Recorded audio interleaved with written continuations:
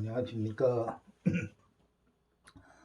전국이 한파로 인해서 꽁꽁 얼어붙었습니다. 그런 가운데 그래도 기쁜 소식이라고는 코로나 그 신규 환자가 확진자가 많이 줄었는 것 같습니다. 뭐 앞으로 잘 돼서 코로나가 안심할 수 있는 그런 위치까지 가도록 기대해도 좋을 듯한 상황입니다. 또 백신도 이달 말부터 접종이 가능하다고 하니까 정부 시책에 잘 따라줘서 우리 모두가 경제라든가 모든 것이 정상 궤도로 돌아올 수 있도록 함께 동참합시다. 자, 오늘은 건축시공 현장 실무 제48차시 단열 공사에 대해서 좀 알아보기로 하겠습니다. 적용 범위는 건축물의 바닥, 벽, 천장 등의 열 손실 방지를 목적으로 하는 일반적인 단열 공사 및 방석 공사에 적용한다. 자, 단열 공사는 설계도 및 특기 시방서에 나타난 다음의 사항에 의하여 시공한다. 자, 단열재의 종류 및 두께, 사용량, 그다음 단열 부위 및 개소, 또 단열층 및 그 부위의 구성, 방석층 및 통기층의 유무와 그 시방 및 구성, 또 단열 부위 사이의 접합부 상체, 단열 보강 개소 및 그 상체. 자, 이와 같은 설계 기준에 의해서 단열 공사를 하게 됩니다. 자, 재료는 단열재의 재료는 단열 공사에 사용되는 단열 재료는 KS 표시품 또는 상공자원부 장관이 지금은 상공자원부가 아니고 산업통상자원부죠. 장관이 형식 승인을 받아 제조한 것이어야 한다. 그 다음에 두 번째로 지정된 단열재와 단열 성능이 다른 재료를 불가피하게 사용해야 할 경우에는 항상 현장이나 감독자의 승인을 받아 또는 단독주택의 경우에 발주자, 건물 주인의 그 승인을 받아서 지정된 재료의 열전도 저항값에 대응하는 두께 이상의 단열재를 사용할 수 있다. 우리가 보통 일반 공사업자들이 간혹 가다가 공사를 해놓고 건축주로부터 클레임이 걸린다든가 이와 같은 이유로 잔금 같은 거 받기도 힘들어지고 이런 경우는 왜 발생하느냐? 첫 번째, 재료를 처음 사용하기로 한 재료와 공사 중에 불가피하게 재료를 동등한 성능일지라도 발주자의 승인을 받지 않고 임의대로 사용하고 이렇게 하기 때문에 나중에 그 공사비 계산에서 문제가 자꾸 발생합니다. 또 경우에 따라서는 어떤 경우가 있냐면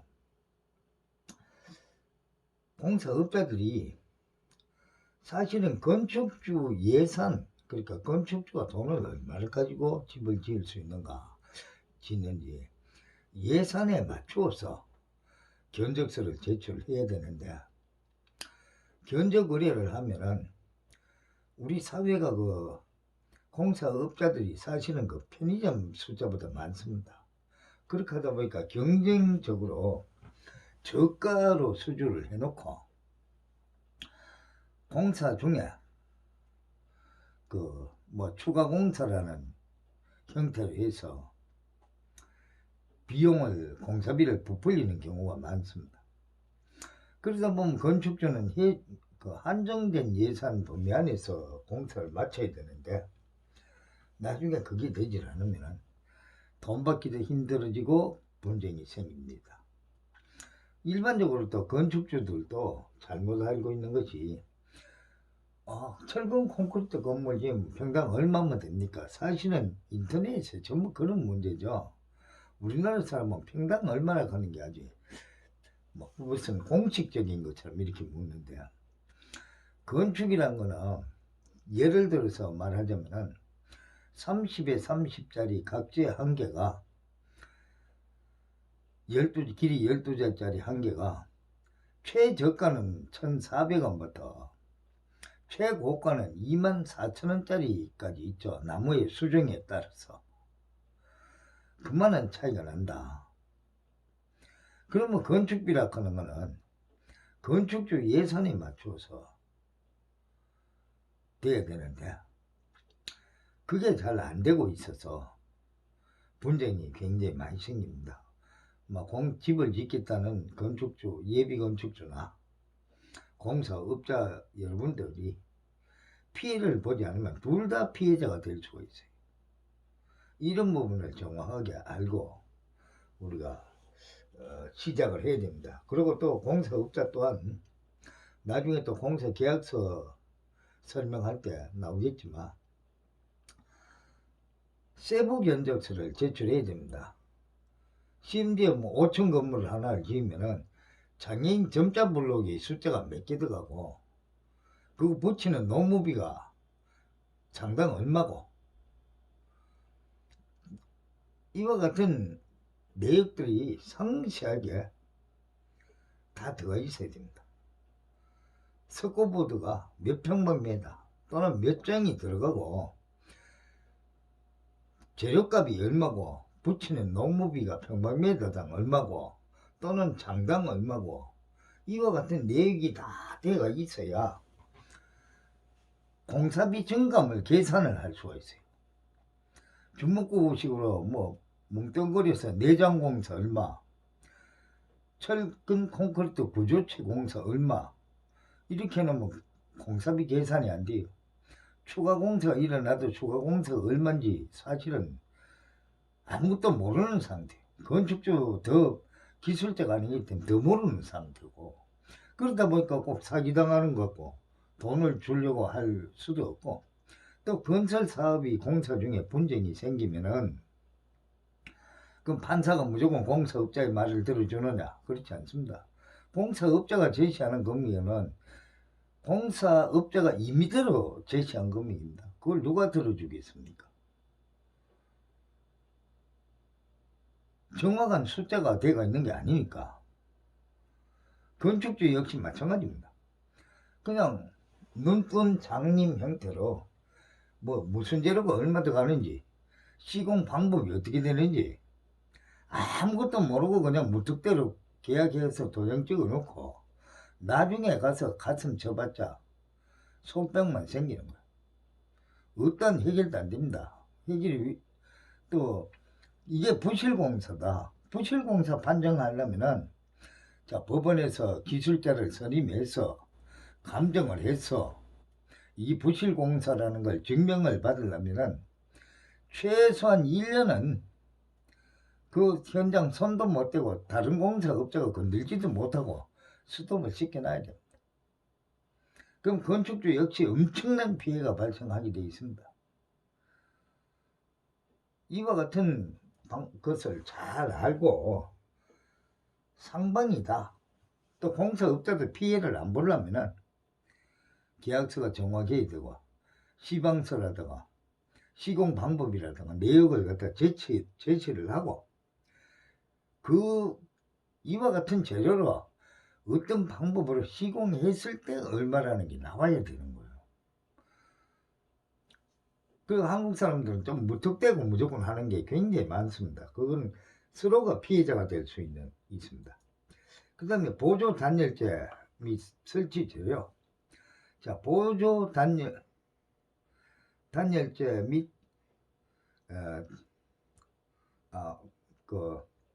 단열재 설치 재료 등은 이 공사에 사용하는 단열재에 영향을 주거나 단열재로부터 영향을 받지 않는 것을 사용해야 된다. 자, 나무, 벽돌, 연결 철물, 방수 필름 등 감독자의 승인을 받아 사용 목적에 적합한 형상과 치수로 해야 한다. 그 다음 재료의 검사. 현장에 반입되는 재료는 한국산업규격 또는 상공자원부, 그러니까 산업통상자원부 장관의 형식 승인 여부 및 재료의 규격, 품질 등이 도면 또는 특기 시방과 일치하는지 여부에 대하여 담당원의 검사를 받아야 한다. 자, 그러면 건축주가 기술자가 아닌데, 지식이 없는데 어떻게 검사할 거냐, 이런 문제가 발생하는데, 사실은 큰 집을 짓거나 작은 집을 짓거나 공사업체에 맡기면 공사업체에서 현장 책임자가 나와 있어요. 현장 책임자가.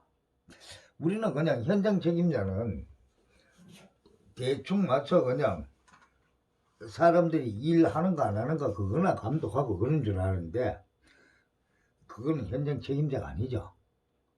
현장 책임자는 공정표를 작성하고, 또 공사기간 내에, 공사기간은 정해져 있는 지정공기가 있죠. 그 지정공기는 계약서에 딱 돼가 있어요. 언제까지 맞춰주겠다. 그러면 그 범위 안에서 공정표를 작성을 해서 건축주한테도 줘야 되죠. 건축주한테도 줘야 돼요. 그리고 그 공정에 맞춰서 공사를 해나가는 겁니다.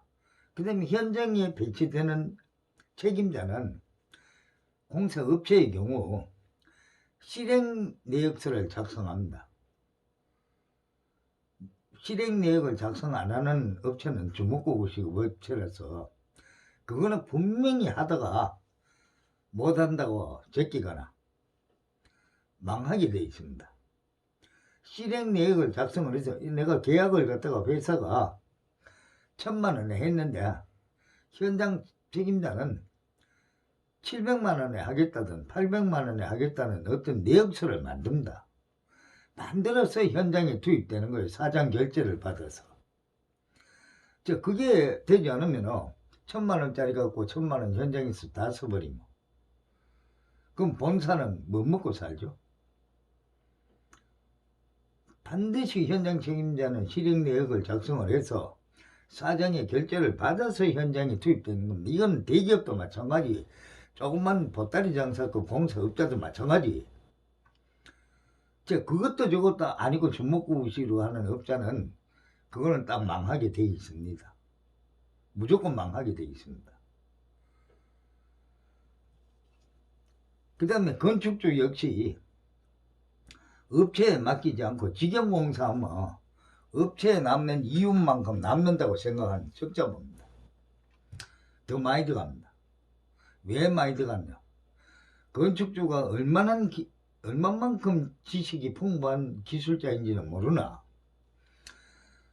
현장 책임자가 없고 공사가 계획대로 진행 안 되고 주먹구구식으로 진행하면은 날짜도 늦어지고 또 공사의 순서도 바뀌고 부실공사 되고 돈은 돈대로 더 들어간다. 그럼 직영공사를 하고 싶으면 어떻게 하느냐? 현재 국토부에서 현장관리자 배치 제도가 되어 있는데 이 제도가 잘못되어 있죠. 건설 관련 분야 기능사 등급 이상이면 누구든지 하게 된다. 도배를 20년 한 사람이 집을 처음부터 짓는 방법을 알고 있는 사람 없어요. 타일만 20년 한 사람이 집을 처음부터 기초부터 덮하기해서 지을 수 있는 능력이 있는 사람 없어요.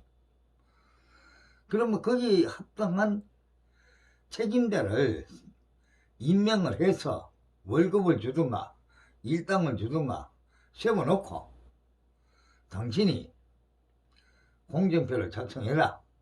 공사기간을 내가 언제까지 일을 하고 계약서를 썼으니까 또는 언제까지 내가 예상을 하고 기간을 잡고 공사를 하니까 거기에 맞춰서 공정표를 짜서 제시해봐라. 또 지경을 하게 되면 내역서가 없죠. 광급공사는 설계 용역증에서 내역서를 다 만들어 갖고 하는데, 내역서를 만들면은 건축사한테 그 만드는 비용을 또 줘야 되죠.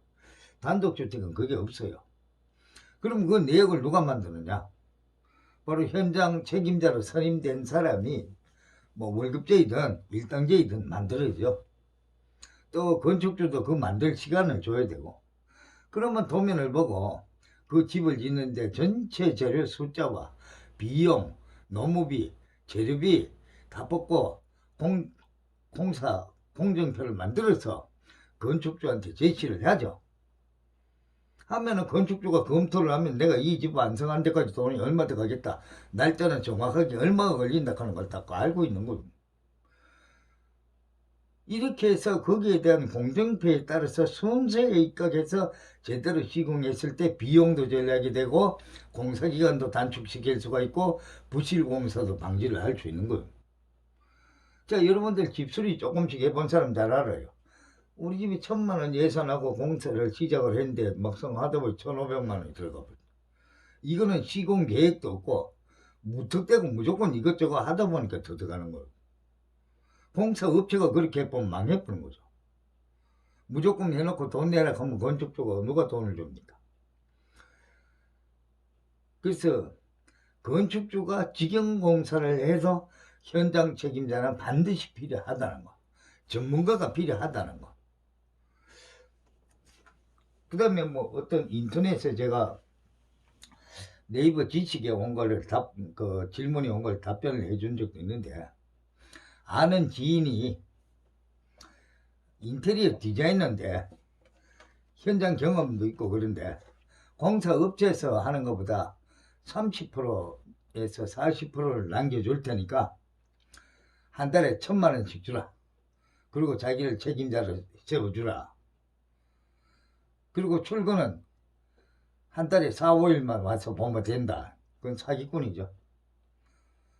자, 오늘 철근 배건해놓고 내일 갖다 콘크리트 다스려가 콘크리트 속에 묻어버렸는데 철근이 정확하다. 어떻게 지가합니까? 매일 상주를 해야죠. 매일 상주를 하고 또 1000만원씩, 그거는 무리죠. 작은 단독주택 짓는데 현장 책임자 월급을 줘도 한 400만원이면 돼요. 400만원 정도만 주면은 충분히 현장 책임자를 선임할 수가 있고, 또 최근에 그 공사해서 30% 40% 남는 게 없습니다. 15% 정도 보면 됩니다. 이윤은 업체에 돌아가는 이윤 15% 정도는 남길 수가 있다. 또 공법을 개량해 가면서 잘 진행하면 20% 정도는 남길 수 있다. 더 이상은 무리입니다. 더 이상을 남기려고 하면은 그 부실공사밖에 안 돼요. 그래서 반드시 현장 책임자는 직영공사를 해도 필요하고 업체에서 해도 업체도 분명히 현장 책임자를 세우게 되어 있습니다. 보통 그 소규모 업자들은 사장이 직접 일한다고 사장 전문가가 거의 없어요. 특히 도시고 농촌이고 간에 작은 공사하는 사람들 실제로 건축에 전문가 없어요. 제가 40년을 현장 경험을 했고, 저는 국내외 현장을 40년을 누볐고, 특히 사우디 정부에서 한국에서 온 최고 기술자라고 사우디 국왕의 표창도 받아온 사람. 자, 그래서 우리나라도 선진국이 되려면 주먹구구식 한다는 거, 이런 걸 좀 앞으로 지향해야 합니다. 그래서 반드시 재료가 들어오면 건축주라든가 또 선임되어 있는 관리자라든가 현장 책임자 사람들이 재료를 검사를 해야 됩니다. 그 다음에 특기 시방에 정한 바가 있거나 감독자의 지시가 있을 때는 공사 착수 전에 단열재의 견본 및 시험 성적표를 담당원에게 제출해야 한다. 자, 광급공사의 경우에는 무조건 감독이나 감리가 무조건 있습니다. 뭐 감독이 공무원 감독자도 있고, 분명히 시험 성적서라든가 재료를 어떤 재료를 사용하게 되면 이 재료를 사용해서 되는가 안 되는가 재료 그 사용 승인서를 받고 합니다. 개인 공사는 그런 게 없어요. 건축주들이 네 맘대로 하고 돈은 내가 다 했다 그러면 줄게, 이런 배짱으로 일을 하고 있죠. 아마 돈이 남아들어서 그런 것 같은데 나중에 후회할 일은 하면 안 됩니다. 그 다음에 재료의 운반 및 저장, 취급. 자, 단열 재료의 운반 및 취급 시에는 단열 재료가 손상되지 않도록 주의해야 하고, 단열 재료는 특성, 용도, 종류, 형상 등에 따라 구분하여 저장하되 일사광선, 습기 등에 의하여 변형이 되지 않도록 한다. 우리가 단열재는 종류가 수도 없이 많아요. 스티로폼 단열재나 우레탄 단열재든 간에 우레탄 보드라든가 이런 단열재들도 비가 맞고 속에 수분이 침투하게 되면 외부는 말라도 속에 한번 들어간 수분은 마르지 않아요. 마르지 않습니다. 그럼 그 수분이 있는 단열재를 벽 속에 넣었을 때 그 습기가 어디로 갑니까? 방 안으로 스며들어오겠죠. 결국엔 도배라든가 이런 부분이 곰팡이 슬고 세균이 번식하고 이렇게 되겠죠. 그래서 비를 맞히거나 이런 건 항상 보양을 해서 잘 덮고, 뭐 재료가 또 변형되지 않도록 주의를 해야 합니다. 그 다음에 합성수지기의 단열 재료는 일광에 노출되지 않도록 보관해야 합니다. 저장 및 취급 시에는 항상 화재 예방 조치를 해야 합니다. 자, 합성수지기, 뭐 스티로폼이라든가 이런 것들이 전부 합성수지기죠.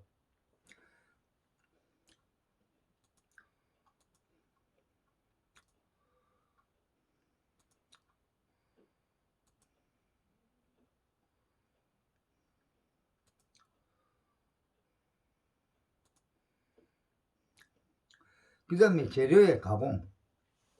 자, 단열 재료의 가공은 청소가 된 평탄한 면에서 행하되 적절한 공구를 사용하여 정확한 치수로 가공하여 재료의 손상이 없도록 한다. 우리가 보통 단열재는 단독주택에서는 비드법 스티로폼을 제일 많이 씁니다. 자, 비드법과 압출법이 있는데 스티로폼은 압출법으로 된 거는 그 아이소핑크처럼 이렇게 돼 있는 거고, 비드법으로 된 거는 우리가 이렇게 손으로 뜯어서 비비면 스티로폼 알갱이가 동글동글하게 이렇게 떨어져 나오는 거, 이게 비드법입니다. 그 중에서 우리 특히 단열 재료로 쓰는 스티로폼은 단열 가급, 단열 라급 해서 회색이죠. 뭐 짙은 회색, 옅은 회색, 자, 이런 걸 쓰는 거죠. 그 다음에 이 스티로폼 단열재는 평탄한 면에 놓고 자를 때는 열선으로 양쪽에서 열선을 딱 누르면 반듯하게 깔끔하게 이렇게 잘라지죠. 공법은 단열 공법. 자, 단열하는 공법은 첫 번째 충진 공법. 충진 공법은 섬유 펠트계 매트 노을형으로 단열재, 그레스울이라든가 로크울이라든가 이런 게 사용되죠. 뭐 그레스울, 우리 그 매트식으로 이렇게 돼 갖고 또는 노을로 감겨 있는 것도 있고, 최근에는 좀 매트식으로 돼서 비닐로 포장이 돼서 나오죠. 주로 목조주택에 많이 사용되죠.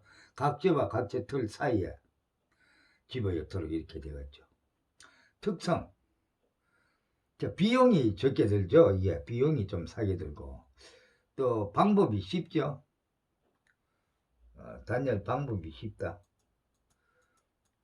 그 다음에 단열 성능을 향상시킬 수 있다는 것이 최대 이점이죠. 우리 그라스볼 같은 거는 약 스티로폼 단열재의 한 4배 정도 단열 효과가 있고, 그다음 비용은 사고 이런 효과적인 부분이 있고 기둥이나 간주 부분 등에서 단열 결손이 생길 수 있는 단점도 있죠. 그래서 우리가 항상 그 목조 구조체라든가 이런 거 짤 때 단열재 폭을 잘 생각을 하고 뭐 R40이면 R40 해서 뭐 약 한 300, 한 80 정도 나오죠, 폭이. 그럼 뭐 우리 쇠기둥 간격을 406mm 이 정도로 하면 중심과 중심 간격을 하면 실제로는 단열재 들어가는 간격하고 간격보다 단열재 폭보다 조금 좁아집니다. 그러면 이렇게 딱 밀실하게 우리가 눌러서 딱 충진할 수가 있겠죠. 그 다음에 외장공법. 자, 외장공법 주로 비스법 단열재는 건축물 외부 쪽에 외단열로 많이 씁니다. 자, 비스법 단열재가 사용되고 있지만 경우에 따라서는 고밀도 그라스울이나 섬유계 보드형 단열재가 사용되기도 하고 최근에 봐서는 열반사 단열재도 많이 사용하고 있죠. 자, 비스법 단열재의 특성은 건물 전체를 단열재로 감싸므로 단열 결손이 잘 발생하지 않고 단열 성능 향상에 매우 유효하고 우리 외단열이 훨씬 더 효과적입니다. 그 다음 단열재 사용량이 많아 단열층을 외측에서부터 부과하므로 비용 상승의 요소가 좀 존재할 수도 있다. 자, 단열재를 외부액으로 다 하는 것과 내부의 칸 사이에 엮는 것과 차이가 훨씬 더 단열재 사용량이 많아지죠. 그래서 비용 상승이 좀 우려될 수 있다.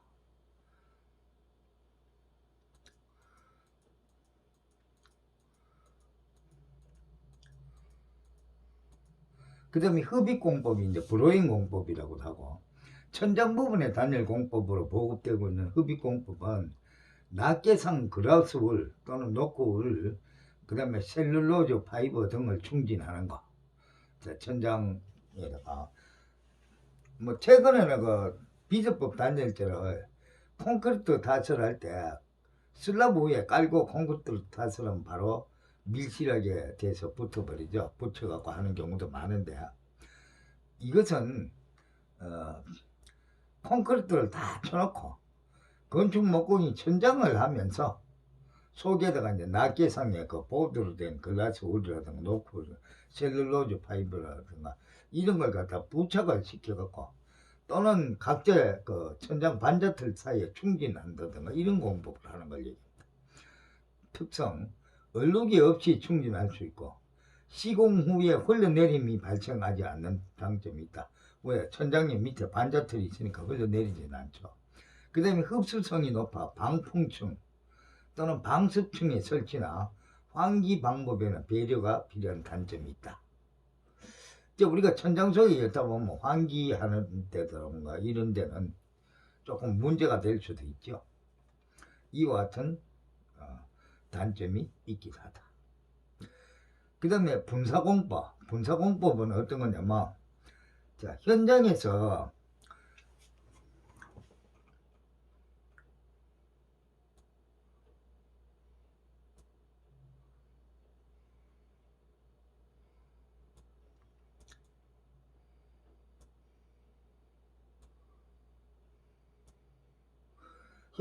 그 발포 경질 우레탄 폼 또는 요즘 수성 연질 우레탄 폼을 분사해서 컴프레서 갖고 뿌려 갖고 하는 공법으로 이거는 아마 지금부터 한 30년 전부터 사용됐던 겁니다.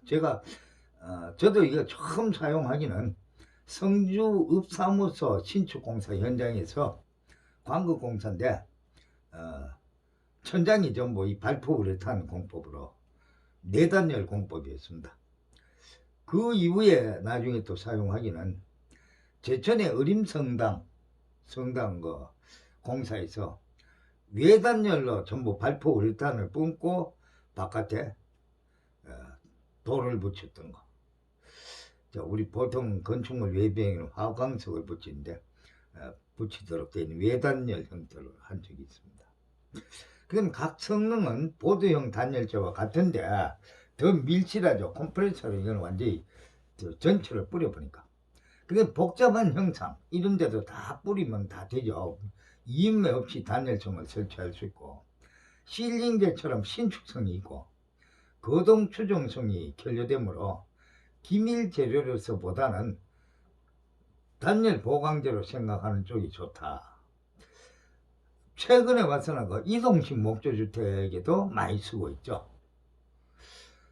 초창기에 제가 의림성당 그 외단열 공사를 이걸 하면서 야후 블로그 있을 때 저 블로그에 공개를 한 적이 있어요. 이거를 각자 틀과 틀 사이에 수성 연질 우레탄 폼을 발포 작업을 하면은 그 인슐레이션을 써갖고 그 가루가 날려서 작업자들이 막 인체에 이렇게 묻으면 가렵고 따갑고 씻혀도 안 되고 이런 부분을 다 없앨 수 있는 좋은 점이 있다고 이걸 제가 공개를 한 적이 있어요.